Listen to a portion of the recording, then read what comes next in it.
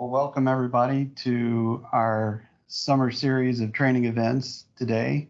My name is Alan Kirk. I'm the CIO of Texas A&M AgriLife. Also joining me today to help with the presentation is Bailey Teeter, our IT Communications and Training Coordinator. What we're going to be talking about today is how do you manage your IT services within Texas A&M AgriLife. This training event is mainly focused towards those college employees that have recently migrated into the AgriLife IT environment. So we wanted to kind of highlight some of the self-service activities that can be performed in our environment. But before we go to that, I wanted to talk about the format of today's session. So we're going to start with quick history and some factoids about our AgriLife IT Service Management Portal, and then we're going to go through a demo of various activities you can perform within the portal, and then conclude with a Q&A session with any questions anyone might have. Feel free to ask any questions you might have along the way in the chat panel within Teams, and we'll go right to those when we get to the Q&A session. So the first thing I wanted to go through is a quick overview of the history of our management portal, which we call AgriLife People. Many of you may be familiar with it for various reasons. What most people don't know is that AgriLife People is 12 years old. It started back in 2009 as a simple database called PERDIR, or Personnel Directory for short. And it was managed by one person in the IT department that literally kept up to date the phone and email addresses for all the employees within AgriLife. It was just a simple directory. That's all it was.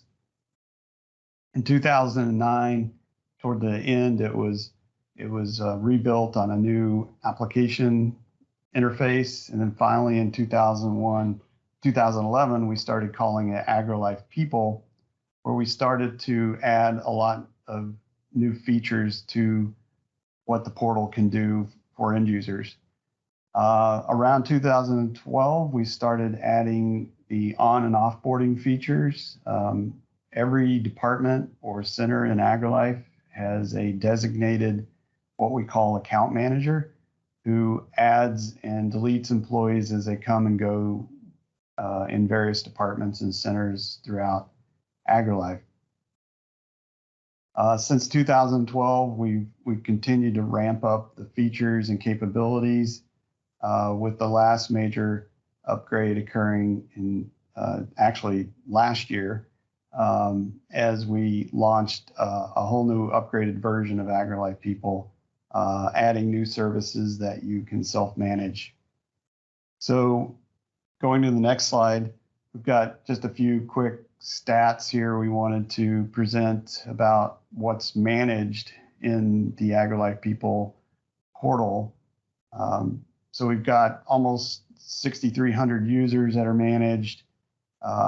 3,000 of those are people consuming active AgriLife IT services. Then we get into details about the various services that each of the people are using within the system. As you can see, it's a starting point for where people are connected with their IT services and how they're associated with the organization from a directory perspective. So AgriLife People is the system that feeds our IT environment so that it knows who you are, what your services are, who and where you are organizationally, i.e. what is your title, who is your supervisor, and things of that nature. The reason it has all this information all in one place, which goes far beyond the HR system that we use called Workday, is because it goes way beyond just who you are, what your title is, and who your supervisor is. It goes into the world of IT services and workflows for approval to access the services. So on the next slide, we're giving you a quick overview of all the core functions that AgriLife People provide you as an employee within AgriLife. As I just mentioned, and we'll show this in the demo, we have a host of self-service IT features that you as an employee can manage on your own. AgriLife People is the directory, the official directory for AgriLife. That's inclusive of TVMDL and Texas Forest Service, AgriLife Extension Research, and the College of Agriculture and Life Sciences. It has the latest up-to-date information about every employee, and you'll see in a moment when we go through an employee profile what kind of information could be presented there through the customized directory profiles. Also, it's a source if you need to develop contact lists of people within the organization based off various data components. You'll be able to do that, and we'll demonstrate that in our demo.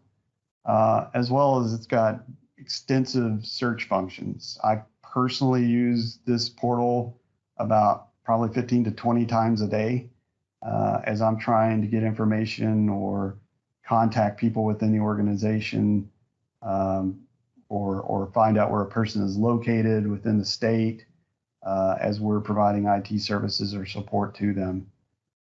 There are some other features that AgriLife People performs. As I mentioned, we have these department level unit account managers designated in every department. They have a special portal within AgriLife People where they manage adding and removing employees from departments or centers or transferring between centers. We have a lot of employees that move around in our organization from department to department as their career proceeds. So we're not going to show those features today. We will be conducting in the near future some special training for the unit account managers, especially those that are new from our college that have recently been designated, and we'll be reaching out to those people and doing a special training event for them. So on the next slide, we get into the detail of what are some of the IT services that you can manage.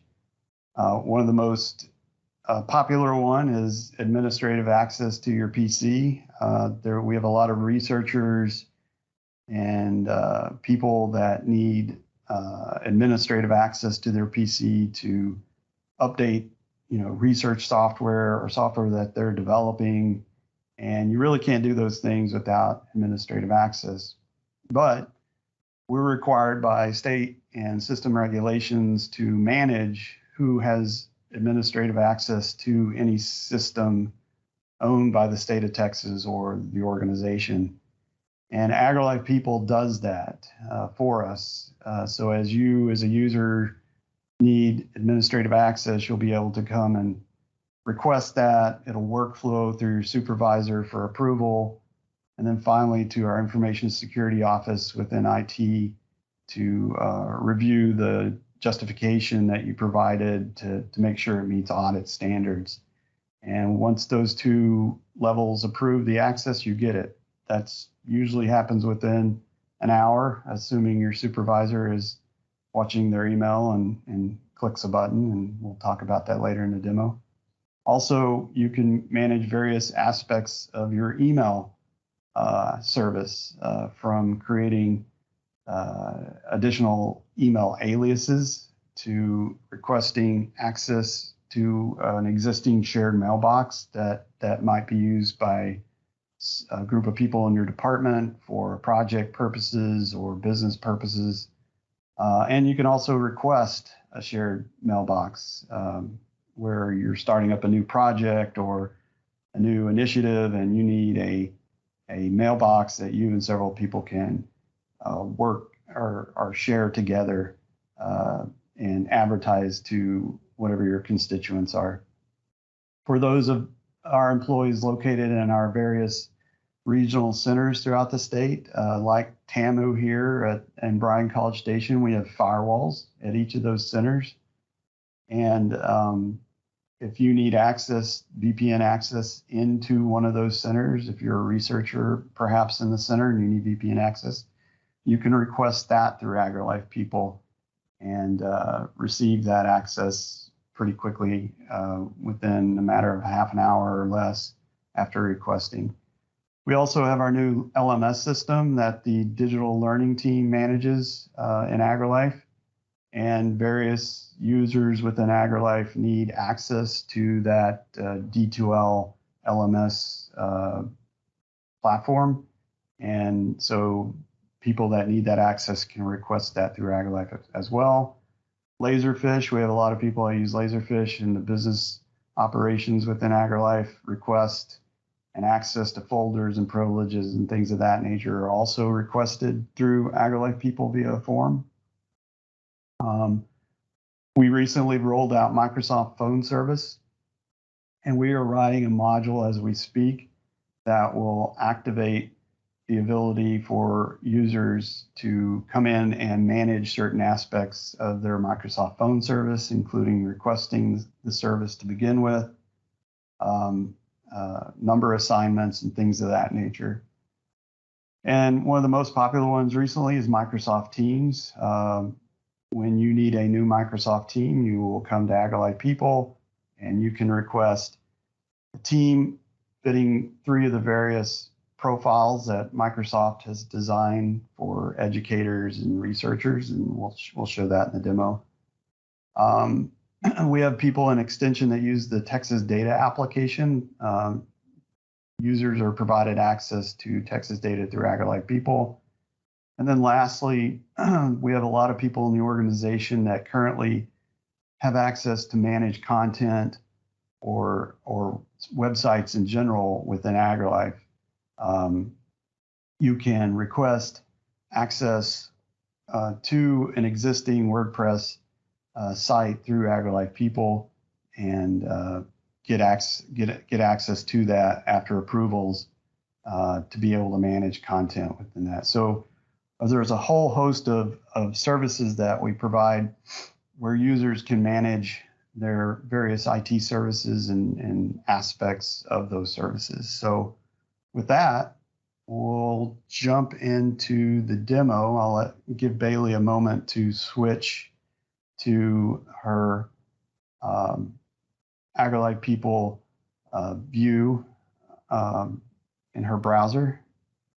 And so we'll start with how do you get to AgriLife People. If you'll look up there in the browser bar, the address is AgriLife People, all one word, .tamu.edu. That's the address. That's how you get there. And what you're seeing here is the main screen of AgriLife People. We change out the picture every day, so there's a different one you see every other day. But from here, this is what we generally call the public view. This is what anyone in the world can see by going to AgriLife People. We've got basically search, browse by directory, and contact list. Under contact list, you'll notice that there's just a few mentioned here. We've got some default highly used contact lists. Our county offices is a major contact point for a lot of citizens across the state of Texas trying to reach our extension specialists to obtain information on a variety of topics. So we want to make sure that was easy to find. We also had contact list focused on our district office and our research centers. And then the last two on that can be seen by the public are department IT manager contacts and those unit account manager contacts I mentioned earlier, in case you're needing to find out who to contact in your department to have something manipulated on your profile that you can't directly manage yourself. Over on the Browse Directory tab, we have a default set of browse selections where you can just jump to the college or one of the major agencies within AgriLife and immediately get a view at a department level. For example, here Bailey has clicked on the college list, and so it starts and it shows all the departments. And if she were to click into one of those departments, like Bain there, then what you see are the top level metadata for that department their main website, their email, their main phone number. Sometimes it has the department head's name here. And then below that, you have the employee name list. And one thing to note is, as Bailey scrolls to the very bottom, you'll see that it shows there's 122 people in that department, and there's 13 pages of listings. But if you need to find someone, like let's see if there's a Bob or a John or somebody in this department, you can use the filter table there. There are no Johns in that department. There we go, there's a Robert. And it will quickly bring up the Roberts in that department. So as you go through that kind of a search model, you can get really quickly, or you can go back up to the main search there, and she could type Robert in there, and it would bring up all the Roberts within the entire directory. And then say she wanted to find the Robert in Bain, she could go to the filter table and type BAEN, and that should bring up the Roberts we were looking at earlier. There we go. And then if you would, Bailey, just click into one of those people's that we're looking at real quick there. Here is a basic profile. It shows this person's name, email, direct phone number, the fax number of the department, where his department's located. If you click on directions, it will show a map of where that person is physically located. And in this case, this person hasn't really filled out much of information. So if we go to Jill's, perhaps, Bailey, you'll see an example of a profile where an employee has taken advantage of what is offered within AgriLife People, and they've updated their profile, put their specializations in, added a photo and whatnot. And there are other things that this person could have added as well. I'll show in the demo. So next we're going to, here's another example of one of our employees who has filled out a lot more. They filled in a bio, their specializations, and they've also put links to their social media, their website, Instagram, and LinkedIn. So we like to think of Alp before LinkedIn really got popular as a model before LinkedIn really got started on its path and where it is today. So in one context, you can look at AgriLife People as a version of AgriLife's own internal LinkedIn. So next we're going to go out of public mode. We're going to log in. All AgriLife employees can log in. And we're going to log in with a test account for our test user, Fred Flintstone. We use this account for everything. So Bailey's going to log into AgriLife People using Fred's AgNet ID.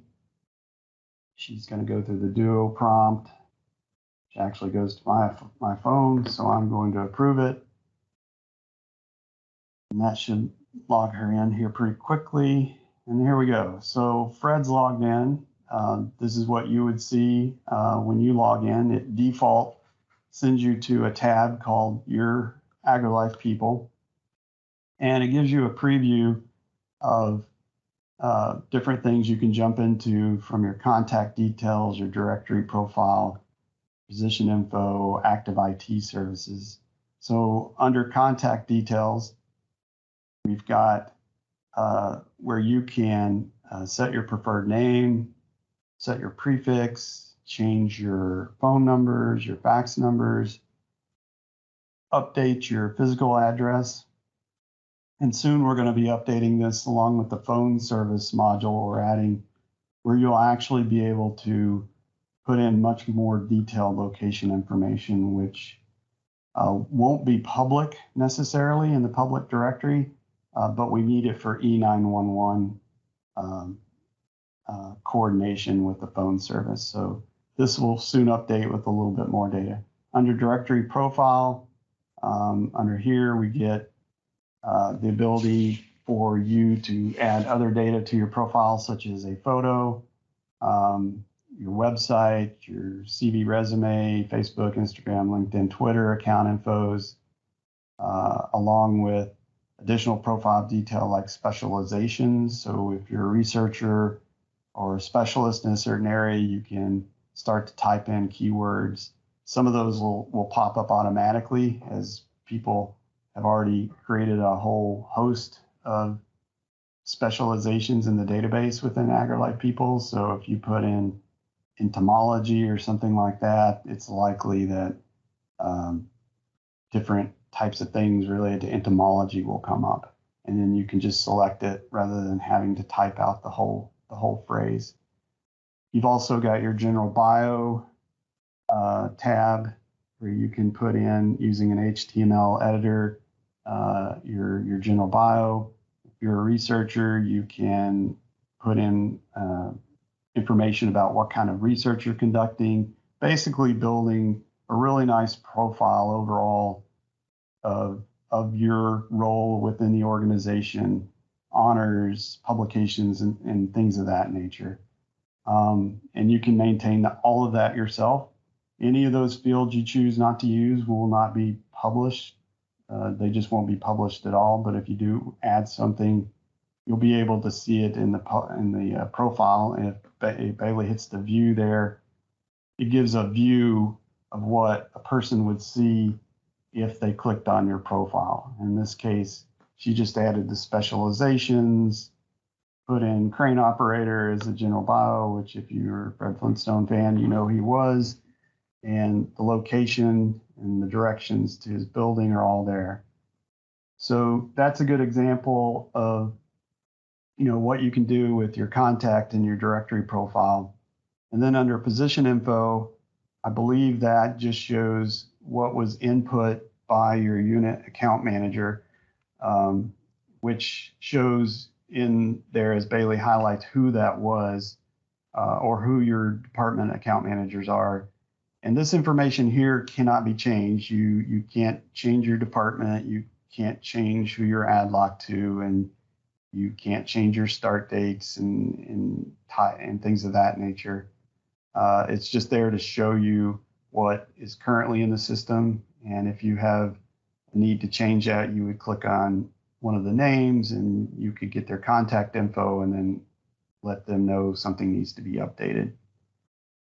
Under active IT services, this is really where the benefits mostly are for our employees, as we've added features to AgriLife People over the year. This view here is showing you what IT services this user currently has. And so, for example, if we click on email, we see what the primary email address is for Fred. We also see that he has access to a shared mailbox that he requested access to and received. That's just the services that he has. In a moment, we're going to add some more, or show you how you would add some more to your account. He is also a member of a Microsoft team. And then also we have a departmental level service, our help desk ticketing system, which is an application. And Fred has been given access to that, assumedly through this. So the next thing we're going to go into is manage your IT services. You can get to it through the green button there, or you can get to it from the drop down right there. And it'll take you into a mode where you can effectively manage current services. If there's attributes you can manage about them, or you can request services, as you can see there in the middle block. And then you can create requests to other services like shared mailboxes and teams. In the last section down there, it defaults always to today, but you can select when you want these changes to take place. They could be in the future at specific times. So if we go up to email, and Bailey, if you click on modify on email, You can see it presents two options here. One is to manage a share or resource mailbox or request a new email alias. So let's do an email. Let's do both those real quick, Bailey. So she's going to select those, and we're going to go down to the bottom, and we're going to just continue. We're not going to request any services or do anything else right now. And this next panel comes up in a smart mode, and it says, okay, you're wanting access to a shared mailbox. Well, automatically what the system does is it knows who you are, which department you're in, and it's presenting to you the shared mailboxes within your department. And you can start typing in names, and it will provide you, it'll shrink the list down to mailboxes that you have access to, and you can add that. You can also see where he has access to IT Answers shared mailbox. He can request to remove access here if he wanted to. And then down at the bottom, we had also requested to set up a new email alias. Many of the things we have in here also to remind you as an employee what various policies or rules or procedures are around certain IT services that you have access to. In the case of email aliases, we do have a policy that if you're going to do an email alias, it should contain some portion of your name. You shouldn't be making up fictitious names. You shouldn't be using Disney characters or things, except with the exception of Fred, which we have as a test count. So you can't use fictitious aliases or impersonate another person or things of that nature. And so Bailey can go in and put in, Flintstone or F Flintstone or something, which would be appropriate for Fred. And then, we asked, what's the purpose of the alias? So we have that in our database for auditing records. And so if Bailey were to hit continue at this point, it would send in a service request or automation code to make those changes. And those changes would typically be performed within 15 to 20 minutes, I think, is the timing on that. It depends on when you hit it into the queue. There's an automatic queue that checks every 15 minutes for requests to be processed. So if you hit it near the end of the 15 minutes, it'll go a lot quicker, which you never know because it's not exactly 15 minutes on the hour, but most requests are performed within 15 minutes. Now, Bailey, if you'll go back, just page back,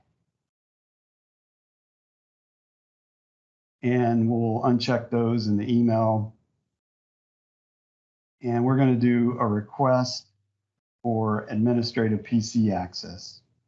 This is a very popular one, and we'll just hit continue again, Bailey. Where if you need, like I mentioned before, administrative access to your computer, this is where you would go to do that. So the first step is to get the machine name of your computer. And if you don't know how to do that, you could contact our help desk and we would provide you the information on how to do that. Some people may have multiple machines they need access to, admin access to. Say you're a researcher, you have various research computers. You would separate the list by commas. And you put those names in there accurately and with the comma separator. Don't put anything else in. It needs to be exact. Also, we have people in our extension centers that are off domain, as we call it. And they would put their computer names in here. So you're putting computer names in one of those two boxes. And then the acknowledgement of need is required for auditing purposes. In our recent auditors, the auditors actually asked for a list of who all had administrative computer access, and they wanted to see the justification of need or acknowledgement of need for that purpose. Sometimes we'll get requests sent in by employees that don't really fill this box in very well. They just say, I just need access. Well, that's not good enough for an audit. So we'll typically deny the request. The user that requested it will get an email back saying it was denied. And it also says why it was denied and ask them to kindly resubmit with more clarity so that we have it for our auditing purposes. And so she's putting in here that she needs to manage her ArcGIS software. Toward the bottom of the form, again, we've got the acknowledgement of responsibilities with this access. The access that you're getting is to do the functions that you're putting in the acknowledgement of need.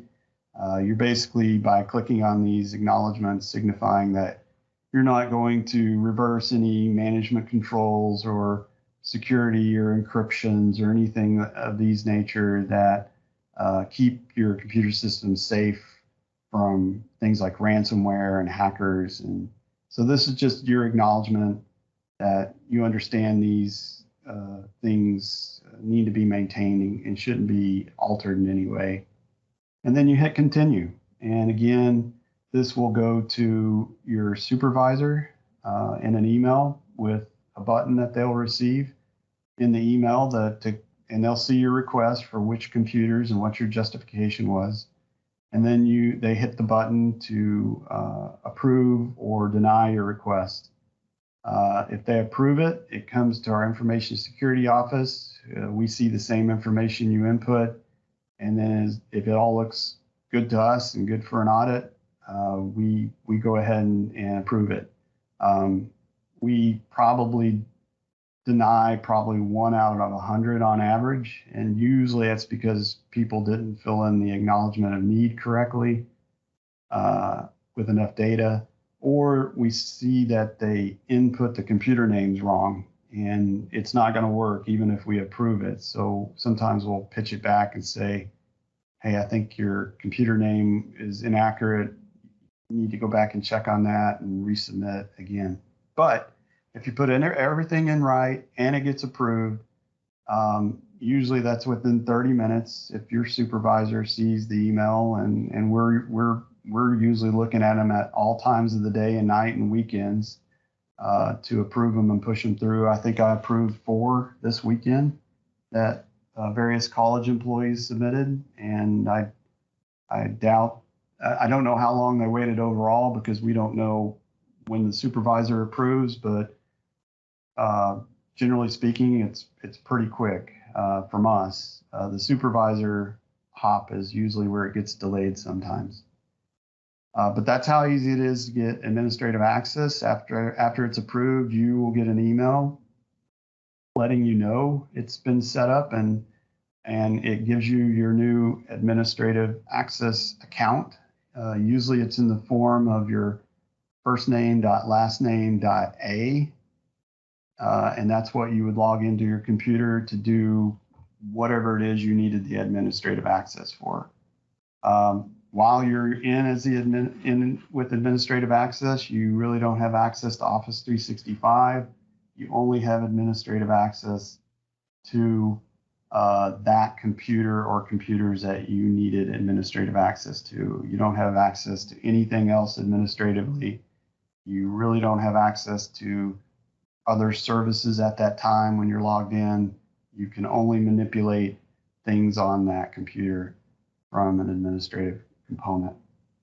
So Bailey, if you go back to manage your IT services, we'll drop down and we're going to do a Microsoft team next.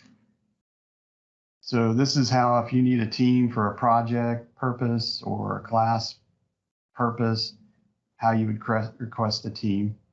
In AgriLife, we're very structured. We want things to show up in the directory in the various interfaces so that people can understand what they are. There's various things within Office 365. There's departments, there's groups, there's teams, and all these show up in the directory. And we came up several years ago with a nomenclature to make sure that people could distinguish between groups, because you can do things differently with groups than you can do with teams.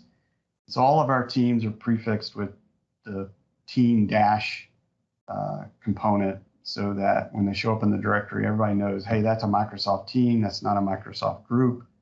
So from here, you type in the name of your team, using something that signifies what its purpose or members are. You give it a description. And then the next section is actually something that Microsoft came up with. These are different templates that they have that we can choose from.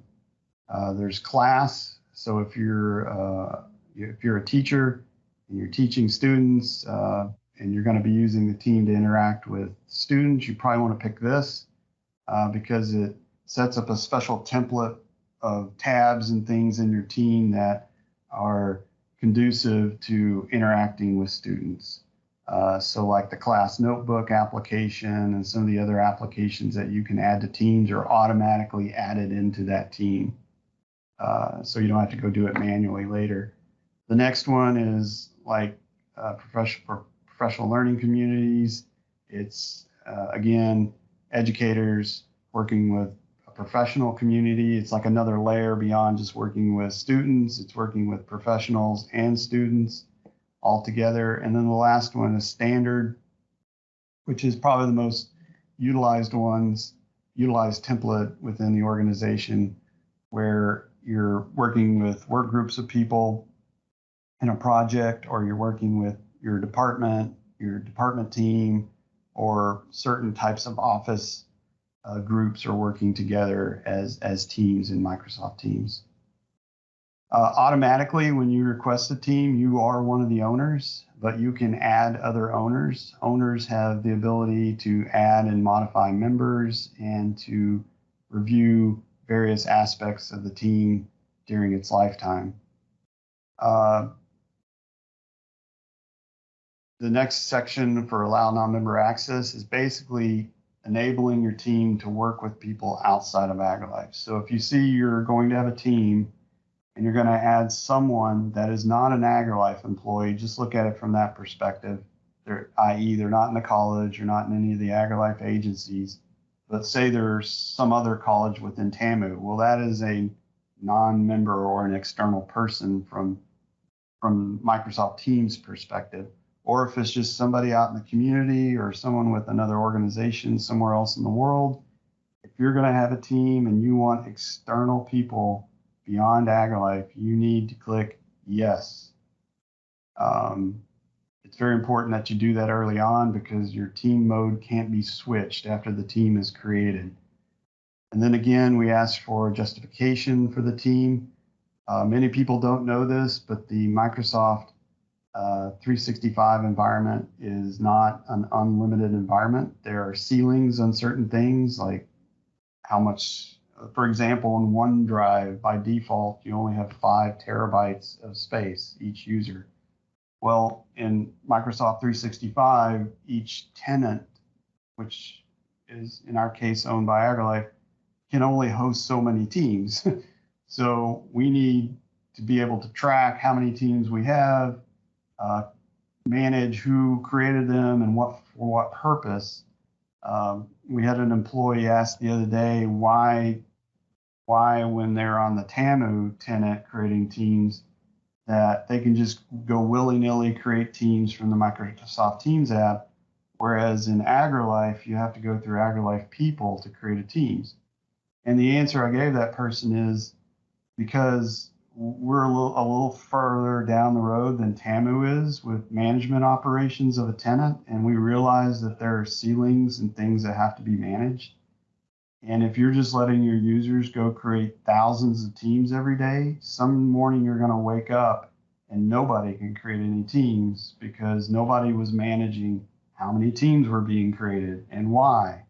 So we use AgriLife People to manage and track who is requesting teams, when they were created, how many there are, and what their purpose is, so that later when we get into a situation where we're seeing that we're approaching a ceiling with the number of teams, for example, we can do an inventory assessment very quickly and easily through AgriLife People, through some of the management reports that people like myself have access to determine if there's some teams we can get rid of that aren't being used anymore, things of that nature. So there's a purpose behind why we do things a little differently, and mostly that's because we're a lot more matured down the road than others that are following behind us, if you will. The last section, again, is those requirements and responsibilities as a team owner. We have these boxes that you're checking out and understanding it as a team owner, you have these responsibilities. Also, if you're a team owner, every quarter, once a quarter, you will receive an email asking you to re-acknowledge your responsibilities as a team owner. We realize that people get busy and they get into their work and what you do every day, and some of this overhead just kind of skips your mind after several months and years. And so we send out a kind reminder to say, hey, we have you down as a team owner. We would like you to review again your responsibilities and acknowledge that you are performing them. Why do we have this? Again, we're a lot more mature than TAMU in this area right now. And there are certain security aspects of operating a Microsoft team that need to be managed. That is something that the team owner has to do. So one example that is to look at and review who files and data is shared to externally. You know, after several months and years of operating a team, it gets pretty crazy. You've got lots of files, you've got lots of chats, you've got various applications, and you want to be, as a team owner, aware of what's going on, what data is being shared out externally, what data is in your team, who are the members of the team, should those members be adjusted from time to time, etc. So there's a purpose behind all this, and that's why those reminders go out quarterly. When we showed this to the Texas A&M System Internal Audit team, they were very impressed with our ability to create ease of service to our users, i.e. your ability to create a team whenever you want, but also managing that in a way that maintains security and operations. So if Bailey were to hit the continue button, it would send in a job request to our automation software in the cloud to create that team, and that would usually be done in about 15 minutes. As the team owner, you and the other owner you entered would receive an email saying that your team has now been created, and if you actually go into Microsoft Teams, you would actually see it pop up, and your team is ready for use, and you're off to the races. The beauty of that is you didn't have to call anybody in IT. You didn't have to call the support desk. You could have done this at midnight. You could have done it on the weekend, whenever it's convenient for you. And that goes for all the things here within AgriLife People. One of the things I wanted to highlight is little information bubbles, the little blue bubbles everywhere. We've taken time to put these in as you come into the interface to reacquaint yourself with what's that? What is that exactly? What is that going to do for me? And so Bailey's hovering over some of those. So that's kind of a quick walkthrough of some of the services you can manage and how you would go about doing that. And again, as an employee of AgriLife, you can manage those yourself. You don't have to call us in IT, and it's all automated. It's not some L's behind the curtain that get your request and we go get somebody to go do that manually. That is fully all programmed by our software team over the years, and is fully automated.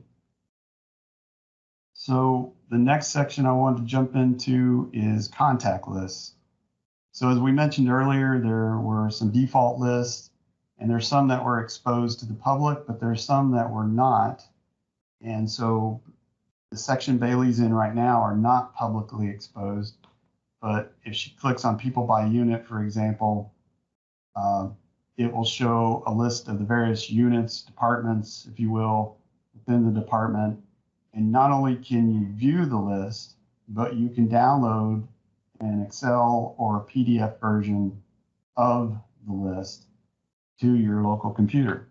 So we have a lot of employees that do lists of people within the organization with newsletters, for example. And they like to sometimes refresh their list of members. So they could come here and use some of these pre-made lists, for example. The really powerful part about contact list is your ability to create your own custom contact list.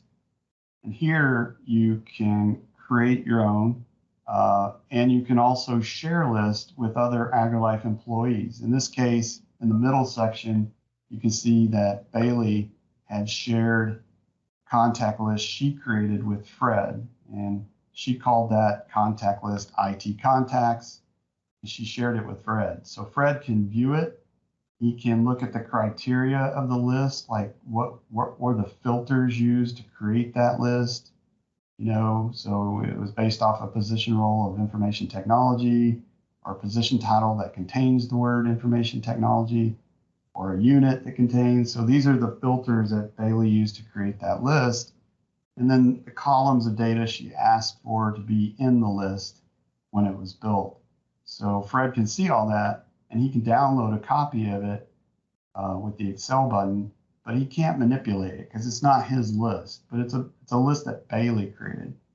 So we're going to go create a list real quick, just a real quick, simple one to give you an idea. So we'll call it test list or something, or whatever you want to call it, Bailey.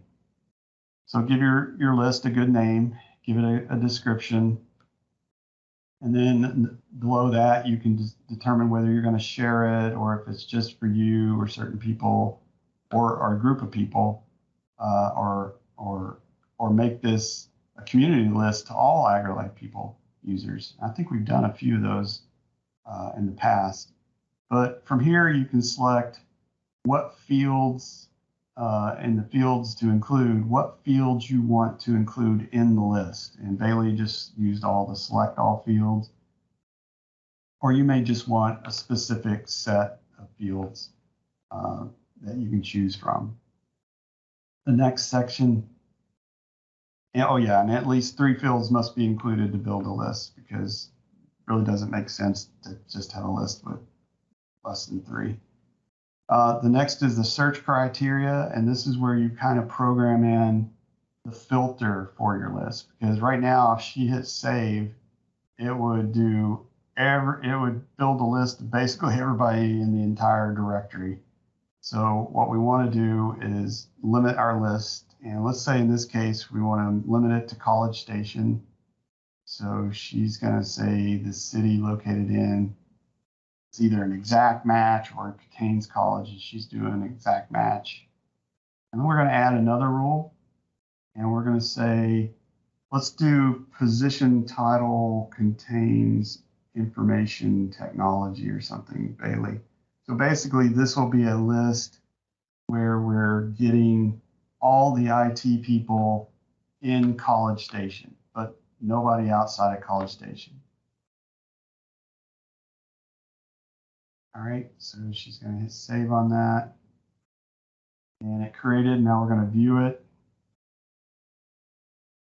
And it takes, the system's out there actually building the list as we speak behind the scenes. So actually, you wait a few seconds longer and the list completes in its build. But as you can see, it shows up in her own personal contact list. She's got the ability to modify or delete that list. So she hit modify and she can come back in and change it. And so if she deleted the rule about information technology and saved it, and then went back and viewed, you can see that it came up with 3,511 people. And if she viewed that, it would show everybody that's located here in College Station. And again, she can download that into an Excel file. So this is a very powerful feature. We have a lot of people that use it, people sharing lists of AgriLife employees from around the state, through all the different agencies within AgriLife and within the college. So as you can see, it's a very powerful directory. We really don't know anybody else in the A&M system that has something like this. Not even the TAMU directory does anything beyond name phone number, email address, and your title. Here, it's not only your directory where you can manage your profile and represent who you are within the organization to others within the organization, the public, but also a place that you can manage your IT services. So that concludes our demo for today. And what we're going to do now is go into the Q&A mode and look at any questions. I've been seeing a few pop up while we're doing the demo, so we're going to go back and go through questions. Early on, somebody asked the question, is there any difference between boxes highlighted blue or gray? That was around 10. Okay, that was related to this. The blues are those that you as an employee can manage directly yourself. Currently, the gray ones are those that can only be managed by the unit account manager. So if you're, for example, in a department and you need Laserfish access, that has to actually go through the unit account manager designated by your department head. The reason currently for that is because of the sensitive data included in Laserfish, and there's a higher level of approval within the department that really needs to take place for that access to be granted. The TAMU Net ID and the Active Directory are just information that are put in by the UAMs that can't be altered later by the end user, because if you could manipulate that, you could potentially get access to somebody else's account, and that wouldn't be good. And then currently Microsoft Phone Service is in that mode, but as I mentioned, we're writing a new module to change that. Going to next question. There already shared lists, for example, for all RPLs and CEA HOR are all within a district setting. So I'm not sure exactly. I don't think those RPLs or CEA lists are default list out there. I could be wrong, but I would encourage you to go search under extension. Under the extension on the drop-down list for the main contact list, and pick the extension agency, which will then list all the departments and groups that have been default created. And if there are any that you're mentioning in there, they will show up there. If not, you could actually go create those lists yourself and then share them with a community of people. And the next question we had is our unit account person, the person we would use to help us to use Microsoft Teams for phone and how to get this set up. So the way Microsoft Phone Service is requested today is to, yes, go through your unit account person or business person on that because there is a license cost for the phone service. And so generally what we've been doing so far are whole department migrations to Microsoft Phone Service. And once we move a department in, then we're really adding or subtracting phone lines once the department has moved on to the service. Again, that we're writing module for to be done through AgriLife People, but for today you would go in through our ticketing support desk and request a phone line, or go through your business person, they would request it. If it's just a single line. If it's a whole department migration, then we'll send you to our Microsoft Phone engineer who will work with you to schedule a migration of your department. So I think someone is asking, in the case of a college department, how or when would Microsoft Phone Service migration be done? Currently, that is going to be left up to each individual department to make a determination of. Currently, within any college department, the phone lines for the O2 employees is currently subsidized by a central fund paid for by the university.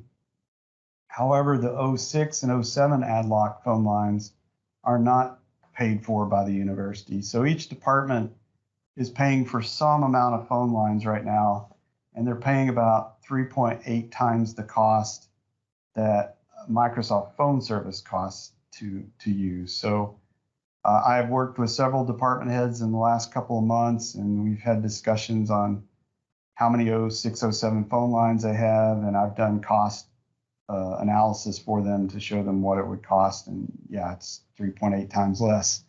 And so several department heads are eager to already start that process as soon after their department migrates, where other departments haven't yet made that decision. And you know, we're going to let each department determine that on their own. We offer the service to anybody who wants it anywhere within AgriLife, anywhere within the state or external for that matter, and can provide it anywhere in the world. So it's just a matter of a department being interested and giving us a contact, and we'll be happy to work with that department, discuss costs and what the migration looks like. But in general, we've been migrating our AgriLife centers in a day or two. It's a very quick process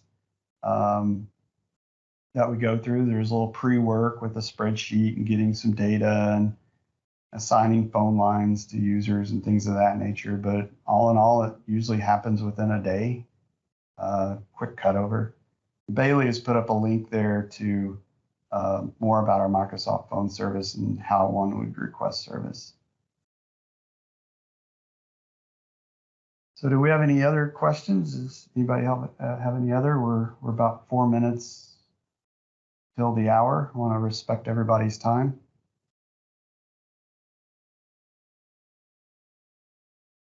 All right. Well, we certainly appreciate all of you who took time out of your day today to join and listen and ask questions. We will be putting the recording of this orientation training event up hopefully before the end of the day. So go to our website and check out our training library of the training and orientation series we've done this year. If you missed any of them in the past, you can click on the link that Bailey just put in the chat box and be able to access all our previous training recordings. And as always, if you need to contact us for support or questions, feel free to use the contact information here on this PowerPoint slide. And we look forward to hearing and seeing you in the future. Thank you very much.